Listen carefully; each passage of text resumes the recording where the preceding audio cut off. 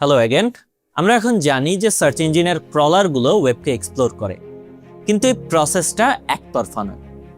Website ওনাররাও এই ক্রলারদের সাথে communicate করতে পারে এবং তাদের গাইড করতে পারে। এই কমিউনিকেশনটা হয় কয়েকটা কি টুলের মাধ্যমে। চলো এর মধ্যে তিনটা প্রধান টুল নিয়ে আলোচনা করা যাক: robots.txt, sitemaps এবং ক্যাশ। Number 1, robots.txt। এটাকে একটা ওয়েবসাইটের ফ্রন্ট ডোরে ক্রলারদের জন্য রেখে দেওয়া ইনস্ট্রাকশন ম্যানুয়ালের মতো ভাবতে পারো। এটা একটা সিম্পল টেক্সট ফাইল যা একটা ওয়েবসাইটের রুট ডিরেক্টরিতে থাকে এবং ক্রলারদের বলে দেয় ওয়েবসাইটের কোন কোন অংশে তারা যেতে পারবে আর কোন অংশে পারবে না। যেমন ধরো একজন ওয়েবসাইট ওনার তার robots.txt ফাইল ব্যবহার করে বলতে পারে, আমার user profile pages, admin login page বা শপিং কার্ট চেকআউট প্রসেসের মতো প্রাইভেট সেকশনগুলো ক্রল করার দরকার নেই।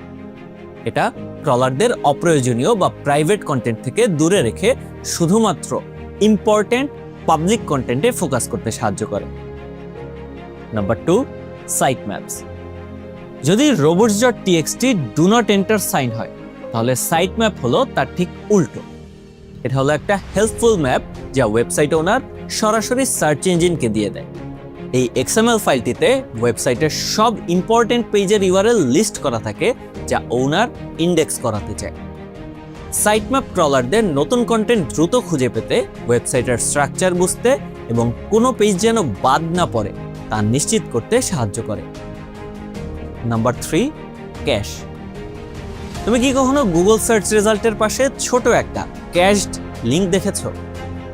যখন গুগল কোনো পেজ ক্রল করে তখন সে ওই পেজটির একটা স্ন্যাপশট তুলে নিজের সার্ভারে সেভ করে রাখে। এই সেভ করা স্ন্যাপশটটি হলো ক্যাশ। এটা খুবই দরকারি একটা ফিচার। যদি কোনো ওয়েবসাইট সাময়িকভাবে ডাউন থাকে, তুমি প্রায়ই গুগলের ক্যাশড ভার্সনের মাধ্যমে সেটির কন্টেন্ট দেখতে পারবে। এছাড়াও একজন রিসার্চারের জন্য এটি একটা পাওয়ারফুল টুল, কারণ এর মাধ্যমে দেখা যায় যে একটা পেজ অতীতে কোন নির্দিষ্ট তারিখে বা লাস্ট ক্রলের সময় কেমন দেখতে ছিল।